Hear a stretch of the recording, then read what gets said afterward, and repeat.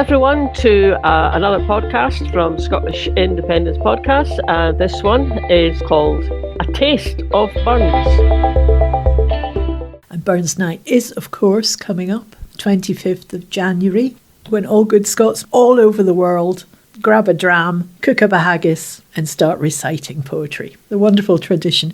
We've done a few Burns specials over the years, and this one was inspired by a visit that we had to Believe in Scotland event. Fiona and I were at a Burns event a few days back. It was organised by Believe in Scotland. It was a really, really good afternoon. It was so enjoyable, and thanks very much to Gordon and Marcus at the team there for putting that on. So we thought we'd put together one or two of the things that actually were performed at that event, but also some other performances that we've got hold of. So I understand we're going to be starting with one called A Louse. Is that correct? Who's doing that one, Fiona? That is correct. And it's a stirring performance by, let me just check the name. Marlene Halliday. There's a bit of a story to this one, isn't it? Because it was a lockdown. It was, yes, it was. Tell us about that. It was a virtual Burns supper organised by Mary McCaig, who basically runs Pensioners for Indie Fools. And she wasn't going to miss out on having a Burns celebration just because of COVID and we were in lockdown. So we arranged to do it using Zoom. There was songs, there was poems, there was addresses to the haggis, there was replies from the lassies. It was just great, actually. It was really, really good thing to do. How it pulled people together, and it was quite uplifting, and was obviously, it was early on lockdown, so it was all still, it was all pretty scary. However, sort of said, I could do one. I could do A Louse. So I needed a prop, because if you're doing A Louse, you need to have someone whose hat you're looking at. So I got a hat, put it on my husband's head. He was the lady who had the louse on her head. It was good fun. It was a lovely performance. So let's hear that first to start off our show. This is Robbie Burns, and it's his poem A Louse. Ha! Where you gone, you crowling fairly? Your impudence protects you sairly. I canna say, but you strunt rarely our gauze and lace, though faith, I fear you dine but sparely on sic a place. You ugly, creeping, blasted wonner, detested, shunned by saunt and sinner. How dare you set your fit upon her, so fine a lady? Gaze somewhere else and seek your dinner on some poor body. Swift, and some beggar's half-it squattle, there may you creep and sprawl and sprattle, whatever kindred jumping cattle, in shoals and nations, where horn nor bane nor door unsettle your thick plantations. Now, haud you there, you're out of sight, below the fatrals snug and tight. Nay, faith ye yet, you're no be right till you've got on it the very topmost towering height o' Mrs. Bonnet. My sooth, richt bald you set your nose out, as plump and grey as any grosset. Oh, for some rank mercurial roset, or fell red smedum, I'd gie you sic a hearty dose it, would dress your droddum. I wouldn't have been surprised to spy you on an old wife's flannin toy, or Ablin's some bit dubby boy on Wiley coat, but on Mrs. Fine Lenardi, fie! How dare you do it? Oh, Jenny, dinna toss your head and set your beauties all abreed. You little ken what cursed speet the blast is making. They winks and finger ends a dread are notice taken. O wad some power, the gifty Greus, to say ourselves as ever see us. It wad frae mony a blunder free us and foolish notion. What airs and dress and gait would leave us, and even devotion. So that was great to get us started off with Marlene's rendition. And the next is a little taster from the Believe in Scotland event, which we were at. And there's nothing like sitting with a group of people being immersed in Scots language all the way around us. I thoroughly enjoyed it. The person we're going to hear is Susi Briggs, who is a performance poet. Performance poet's that's a good way to describe her. Yeah, and she really brought them to life. So she's going to perform next one of Burns' poems, which he wrote when he was a love-struck 17-year-old. We all remember those days of our own thing. Not when he was 17, when we were 17. And the poem is called O Tibbie, I Hae Seen the Day. And it's written to Tibbie, who has just jilted him. And 17-year-old Burns immortalizes this teenage angst in verse. O Tibbie, I hae seen the day you wouldna been so shy, for lake o gear you lickly me, but truth I carena by. Yestreen I met you on the moor, you spark na, but gaed by like stour. You geck at me because I'm poor, but faint I care I. When coming hame on Sunday last, upon the road as I come past, you snuffed and gaed your head a cast. But truth, I carena by. I doubt no lass, but you mun think, because you hae the name of Clink, that ye can please me at a wink, whenever you like to try. But sorrow took him, that sae mean, although his pooch o' coin were clean, wi' follows ony saucy queen, that looks sae proud and high. Although a lad were e'er sae smart, if that he want the yellow dirt, you'll cast your heed another ert, and answer him fu dry. But if he hae the name o gear, you'll fasten to him like a breer, though hardly he for sense or leer be better than the kye. But Tibbie lass, tuck my advice, your daddy's gear mucks ye so nice, the deal o' yen would spare your price, were ye as poor as I. There lives a lass beside yon park, I'd rather hae her in her sark than you wi' all your 1,000 mark that gars you look so high. Oh, Tibbie, I hae seen the day you wouldna been so shy, for lack o gear you lickly me, but truth I carena by. So well, I mean, he took a long time, didn't he? I mean, for all that it meant nothing to him. I mean, was he bothered? No. Am I bothered? No. But it took him a long time to get that out of himself, didn't it? That was excellent. Revenge. And then Susi was commissioned to do a response, or what we imagine Tibbie's response might have been to Burns. And I really like this one because on a traditional Burns supper, you've got the toast of the lassies and the reply from the lassies. So this kind of is the lassie replying. So this is how she might have responded when she read young Rab's poem. Oh, Rabbi, I hae seen the day you would mock me sigh, wi' words laced wi' promised love, but truth I carena buy. I saw you on the moor, I geck at you noo, no cause you're poor. You treated me like yin of your whores, and I canna tell the lies. You see, I come hame on Sunday last, by then glamour's spell became uncast, severing ties o tender past, and truth o that care I. But I doubtna, man, that you man think you lost your charm for I hae Clink. It's no for gowd that I shrink my love for it to die. Oh, poor hurt Rabbi, greeting in the dark. I pity that lass doon at yon park. I want tuck her in her sark, and truth I carena buy. Blame me, Rabbi, for haeing gear. Gun and screeve will love nae mair. 10 hale verses to say you dinna care. I'll wager that's a lie. You see, your pride's been dunted, no you're hurt. For me, a lassie chosen other erts. So wampla wounded in the dirt and utter your reasons as to why. So it's no the money that mucks me mean. It's the flirting you do on the scene. And so what if I decide I am a queen and look sae proud and high? That is so good. That is so good. That. And after she'd finished that poem, she sort of spoke to the audience and she said, I think Burns would have liked that.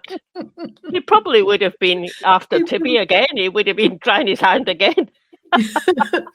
I loved the bit where she said, 10 verses to tell me you don't care. I don't Yeah, think exactly. I don't think so. Okay, so who's next? Well, we're going to have one more from Susi Briggs. You'll remember last summer we recorded an episode about Robert the Bruce called A Man with a Plan, and last year was his 750th birthday. And it turns out that Susi and her friend Alan MacLeod wrote a poem to celebrate that event as well, and it's called The Flyting, O Bruce and the Red Comyn.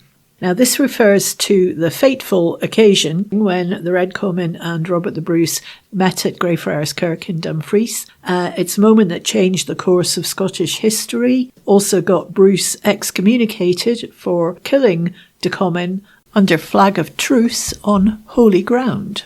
I'm just thinking, when we saw her performing it, it was easy to know when she was speaking with the Bruce's voice and when she was speaking with the Comyns, because she moved over on the stage. So it might be a little bit more difficult to get the hang of that as an audio. But basically, it's like she says one thing and then the next sentence is Comyn, and then the next one is back to Bruce. So yeah, it's a conversation. Yeah. Yeah, she's quite good at altering the tone of her voice a little bit. So I think you'll get it. But a rollicking good story. So here we go. The Flyting, O Bruce and the Red Comyn. So there's two voices, there's Bruce and the Comyn. Welcome, John Comyn, and come awa ben. There's things we mun settle, and settle like men. The fate o' a nation, its smedum, its soul. The defeat o' a state a free man canny thole. Come into the sharries in this call dowie mirk, and flight with the Bruce here in Greyfriars Kirk. People hunger for peace, Bruce. There's nothing to settle. They're sere and they're tired and they're lacking for metal. You're selfish to think that this man be the oor. Scotland's far our sma to vex such a poor. Just bend the knee, man, like you did yince afore. Folk didn't need bloodshed. They didn't want war. Folk didn't want war. Why, you've waged more than yin. You're no wanting peace, you're just wanting to win. Our small and our weak, whatever's a wa man, you must be confusing the Scots with John Comyn. Gin I bend my knee, it'll land on your thrapple. So mind what you say here in Greyfriars Chapel. How dare you threaten me? Mind where you stand. Nae blood can be spilt on this sanctified land. You're glaikit to think that you'll no end up dead, slaughtered like Wallace, a spike through your head. Guess peace, man, it's no ever late. Bend the knee like your da and save your estates. Och, hail to John Comyn, the great man of peace. Say neutral, he's married to Langshanks' niece.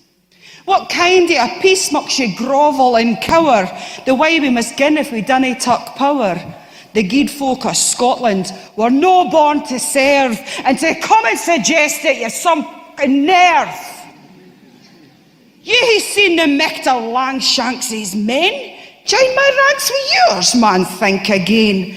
Should have swallowed your pride and freedom's dream, I'll man tell the king of your ploys and your schemes. You'll rue this tryst, you should have watched your mouth. I'll wear Scotland's crown and you'll wear a noose.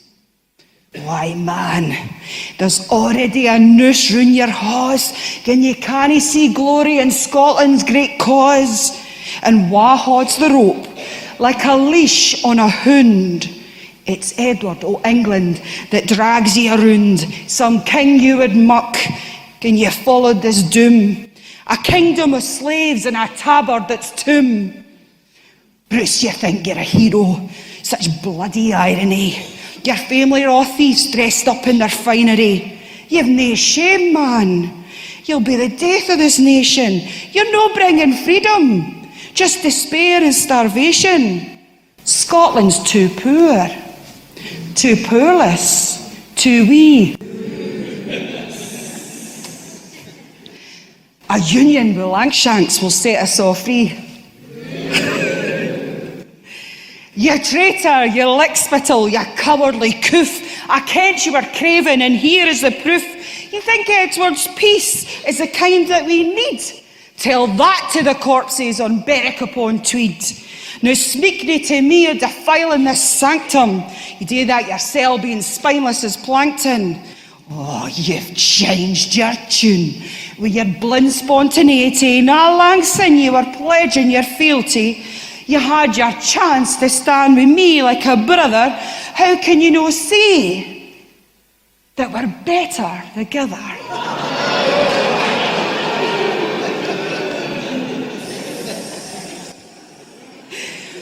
Warmongers all, you're out for gain.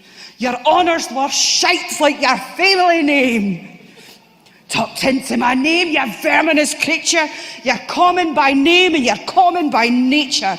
I come here to parley. I came here for truth, and nothing but blalum comes out of your mouth.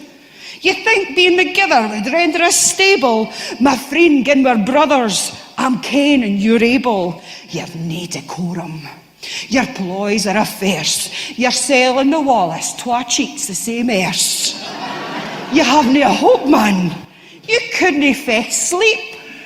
Lang shanks'll be raging. Oh man, you're in deep.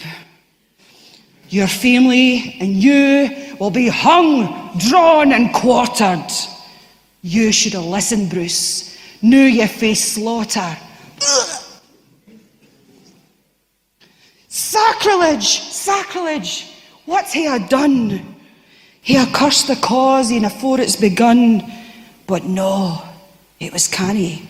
And guid fulfilled deeds can spring like a flower for the bitterest seeds. Through peace or through war, freedom's flame will aye flicker. Now I've lit the spark. Let the future muck sicker.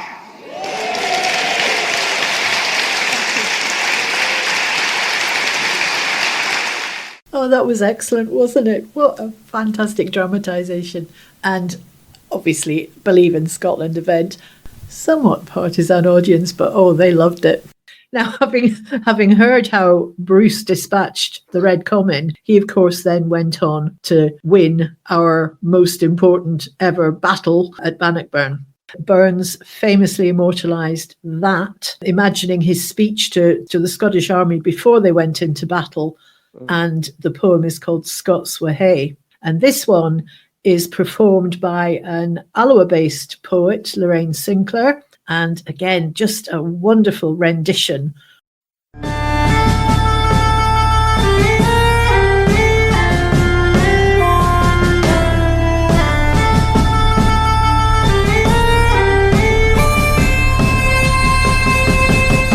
Scots Wha Hae, where Wallace bled, Scots whan Bruce has often led, welcome to your gory bed, or to victory.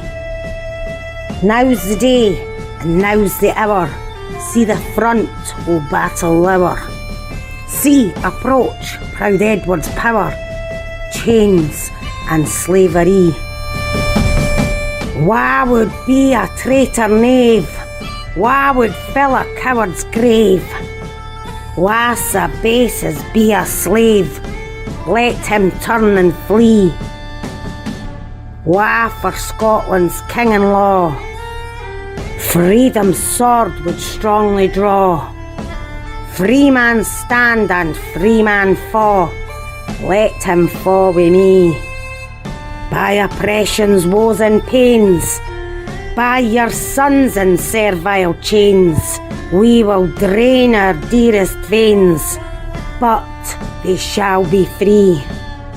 Lay the proud usurpers low, tyrants fall in every foe, liberties in every blow, let us do or die.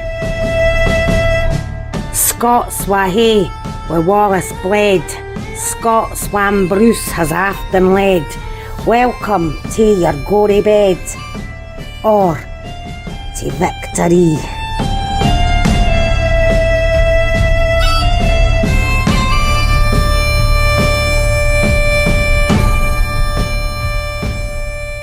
I don't think I've heard that one before, actually. I don't think I've heard her saying that one before. That was really good. Really enjoyed that. Now, you've got some background information for us about that poem.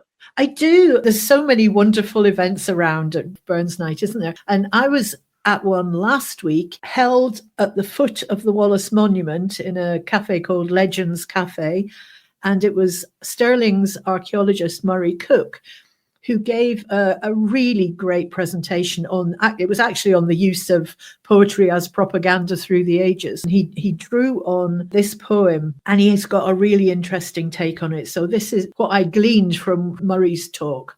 As we know, Burns was writing at the end of the 18th century, just after the Union of the Parliaments, after the 1715 and the 1745 rebellion. There was no freedom of speech in those days, really. People were executed for speaking out. And anybody who has seen our episode on the 1820 Radical War knows that Baird and Hardy were executed for their part in that uprising, which really was campaigning for free speech and the vote. And that was 20 years after Burns was writing Scots Wha Hae. But these were dangerous times. Burns visited Stirling, and he was horrified by the state of Stirling when he goes there. And the famous heads, the Stirling heads, had fallen off the Great Hall at Stirling Castle. The council had been suspended for corruption. And he wrote a poem called The Stirling Lines, which was engraved on the windows of the Golden Lion pub, and it's decrying the Hanoverians, the British ruling class. A very dangerous poem in itself. Here Stuarts once in triumph reigned, and laws for Scotland's weal ordained, but now unroofed their palace stands, their sceptres fallen to other hands. Fallen indeed, and to the earth, whence grovelling reptiles take their birth. The injured Stuart line are gone, a race outlandish fills their throne, an idiot race to honour lost, who knows them best, despise them most. Wow. I mean, that's dangerous. And it leaves you in no doubt as to how he regards the ruling post-Union ruling. Yeah. And because it was seditious, and in those days, sedition was a capital offence, he actually went back and he smashed the window where he'd written that because it was so dangerous. He visited the Boar Stone, which is supposedly the stone in which Bruce raised his standard at Bannockburn. And following that visit, he wrote Scots Wha Hae, which we've just heard Lorraine perform. It's his imagined address from Bruce to the Scots army before the battle. But the reason that poem, Scots Wha Hae, it was so dangerous a poem, it was never published under Burns's name during his lifetime, because it draws upon Jacobite poetry, also Barber's story of Bruce and Blind Harry's story of Wallace. The last stanza is the most dangerous one of all. Lay the proud usurpers low. Again, that's another reference to the Hanoverians, who is just described as reptiles and an idiot race. Tyrants fall in every foe. Tyrants is a reference to the American Revolution. Liberties in every blow. Well, there's a reference to the French Revolution. And then let us do or die, a call to arms. So that's a poem that combines the Wars of Independence, Wallace and Bruce, Jacobites, the American Revolution, the French Revolution, and ends in a call to arms. Seditious stuff. You might look back and say, yeah, but it's just a poem. But if we jump to 1820, again in the Radical Wars, William Davidson, who had a Scottish father, he was a key conspirator in the Cato Street plot, which was an attempt to blow up Cabinet. And as he was laying the dynamite, he was whistling Scots Wha Hae. There you go. It's interesting, isn't it? I think, poetry does evoke deep set emotions and wishes and aims, whether they're for personal ones or for one's country, one's community. You need courageous poets to come forth with the words, don't you? And there are some, I'm not saying we don't have them currently. In fact, we probably need them as much now as we ever did, just thinking of current events around the world. But we're celebrating Burns. We're giving you a taster of Burns. So we have to finish with the masterpiece that is Tam O'Shanter. Now, this brought the house down, didn't it, at this Believe in Scotland event? It's recited by Billy Kay, and it was a wonderful recitation. You could hear a pin drop in the audience, and it's a long poem, so enjoy settle it all. down. Settle down and enjoy it all. When Chapman Billies lee the street, in Druthie Neebers meet, as market days are wearing late and folk begin to tap the gate, while we sit, boozing at the nappy and getting fou and unca happy. We think, nah, on they lang Scots miles, the mosses, waters, slaps and stiles that lie atween us and our hame, war sits our sulky, sullen dame, gathering her brews like gathering storm, nursing her wrath to keep it warm. This truth fund honest Tam O'Shanter, as he free in air ye nicht did canter. All there whom ne'er a tune surpasses, for honest men and bonny lassies. O Tam, hadst thou but been sae wise as ta'en thy ain wife Kate's advice, she told thee weel thou wast a skellum, a blethering, blustering, drunken blellum, that frae November to October, yea, market day thou wasna sober, that ilka melder with the miller, thou sat as long as thou had siller, that every nag was caught a shoe on, the smith and thee get roaring foo on, that at the Lord's house, even on Sunday, thou drank wi' Kirkton Jean till Monday. Well, she prophesied that later soon there'd be fund deep drowned in Doon, or catched wi' warlocks in the mirk by Alloway's old haunted kirk. Ah, gentle dames, it gars me greet to think who money counsels sweet, who money lengthened sage advices, the husband the wife despises. But to our tale, ye merk it nicht, Tam had go plant it, unca recht. Fast by an ingle, bleezing finely, with reeman swats that drank divinely. And at his elbow, Suitor Johnny, his ancient, trusty, truthy crony. Tam lewed him like a vera brother. They'd been fou for weeks together. The nicht drave on with sang and clatter, and aye the yull was growing better. The landlady and Tam grew gracious with favours, secret, sweet and precious. The suitor told his queerest stories, the landlord's laugh was ready chorus, the storm without mech rear and rustle. Tam didna mind the storm a whistle. Care, mad to see a man sae happy, he'd drowned himsel among the nappy, as bees flee hame with lades of treasure, the minutes winged their way with pleasure. Kings may be blessed, but Tam was glorious, o'er all the ills o' life victorious.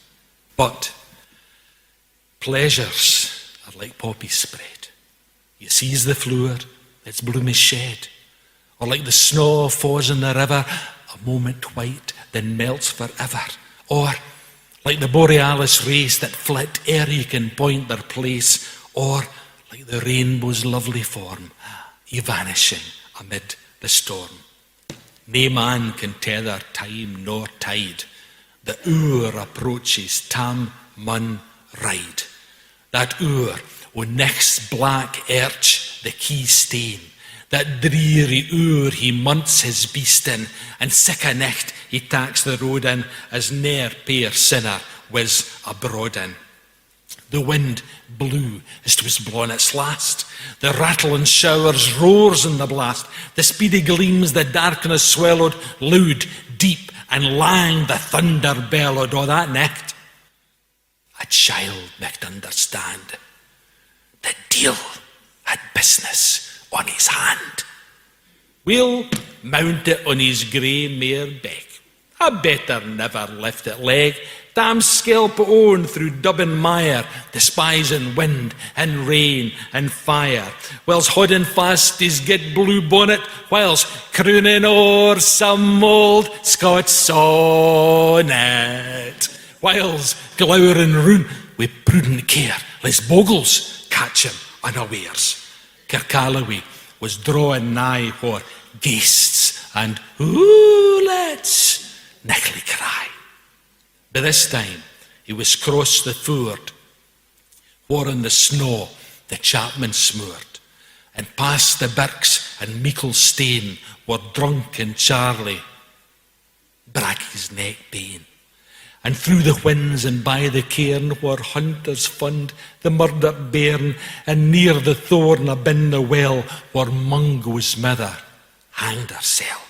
Afore him doon pours o' his floods, the Dublin storm roars through the woods, the lichtning flash frae pole to pole, near and mair near the thunder's roll, when, glimmering through the groaning trees, Kirkalloway seemed in a blaze. Through ilka bore the beams were glancing, and loud resounded mirth and dancing.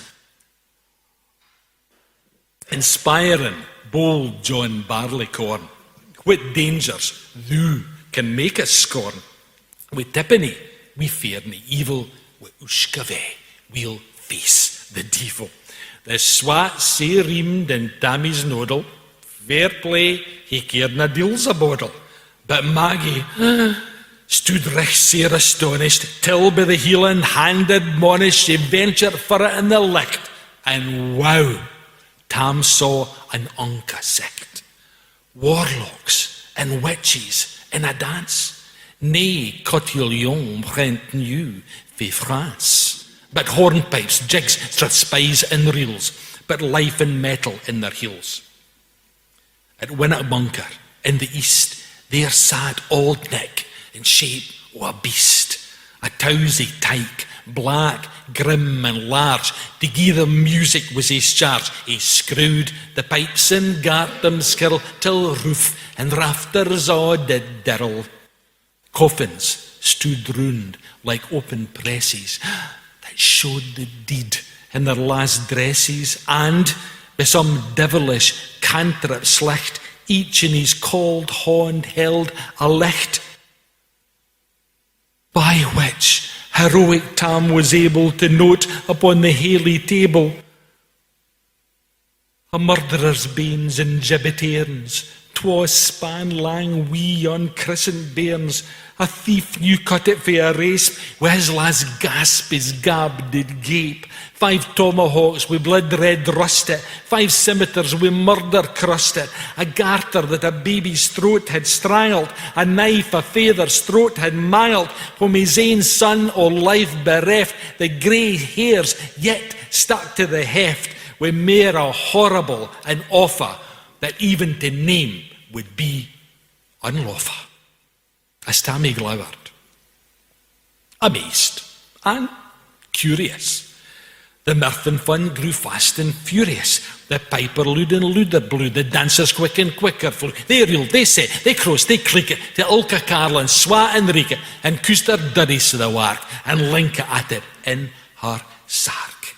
New Tam, oh Tam, had they been queens, all plump and strapping in their teens, their sarks instead of creasy flannan been snow white, 1700 linen.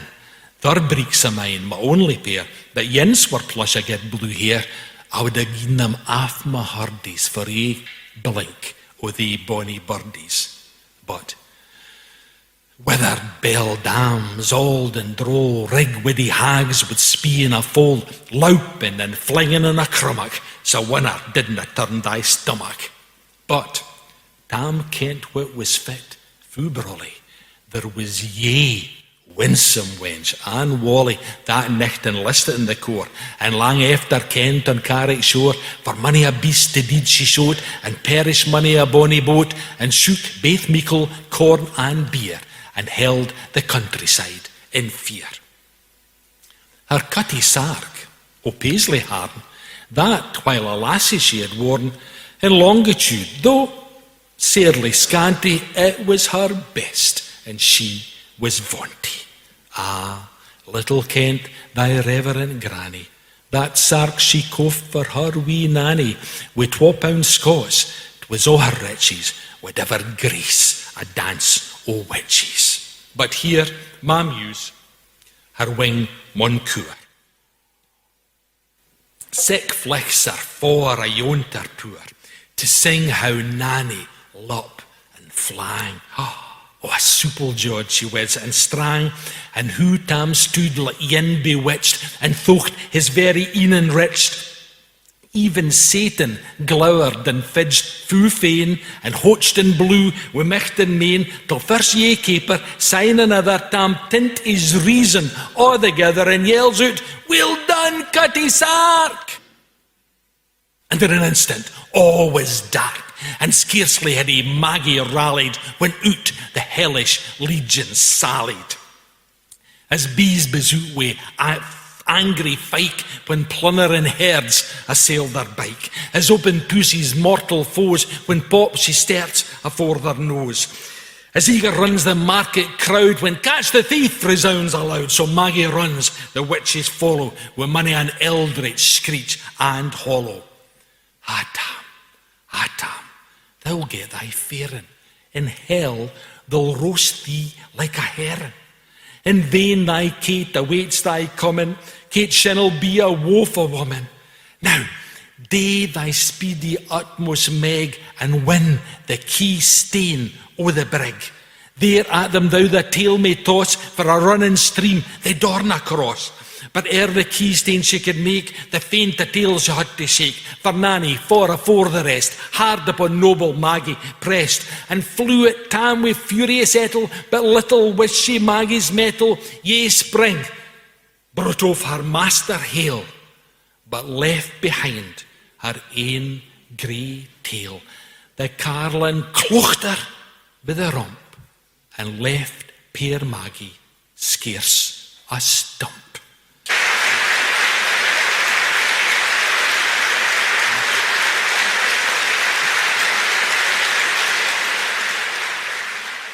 So, hope you've all enjoyed that, and we certainly have. It's been great going over and hearing it again, Fiona. And some, as I say, I've heard most of it, but not all of it. So, one thing to say is that is to thank Believe in Scotland for putting that on. It was a great event. Thanks again to all the performers that were there. They were, first class. We've only kind of used the poems, but there were some fantastic singers there as well. Oh, there was. And we'll give you the link in the notes to this podcast if you want to watch it, because Believe in Scotland live streamed their event. Sheena Wellington did a wonderful version of A Man's a Man for All That, the one that she famously did in the Parliament opening, and also at Alex Salmond's Memorial, which was the last time she'd sung it. And then comedian Bruce Fumey, who was hilarious. And then another folk singer, Davy Holt, who did 3 songs, including one of his own, which he's managing to get played on the BBC, because they don't know that the song Ben Alba actually refers to the independence campaign. That was very funny. Clever, Davy. Well, if the BBC are listening, pay no attention. It's not really the case. Just carry on playing it for them. They won't be listening to seditious. Extremists, yeah, dangerous extremists. And then Susi Briggs, who we've played 3. She did 4 poems on the day, but we've only used 3 of them in this, just to give you a taste. And Susi and Alan McClure also have a podcast called Urwi Podcast. Another fantastic opportunity to hear Scots Lead, and I think that one is aimed at children's stories, so it might be a nice one to listen to with the kids. If you want to find out a bit more about Burns the poet, we did an interview with Mary Sutherland, who's a Scottish filmmaker. It's the 20th anniversary of a film about Burns that she produced. It was called The Red Rose. And because it's the anniversary, she's been doing some screenings and also a Q&A session to go along with them. There is one at the Odeon in Kilmarnock this Sunday at 1:30 in the afternoon. You can get tickets from that. We'll put the link in the notes. And last but certainly not least, a wee nod to Greg Moody, whose portrait of Burns we've used for the thumbnail of this podcast. Thanks again, Greg. And if you want to hear our conversation with Greg, we'll Yes. link to that. We'll link to that as well. So We'll you link get to that. all sorts of entertainment for Burns Night thanks to this podcast. Yeah, great. So have a fantastic celebration if you're celebrating, or enjoy your haggis in peace if you're on your own. Sláinte mhath. Thanks for listening, everybody. We'll be back again next time, and we'll catch you later. Bye now. Bye.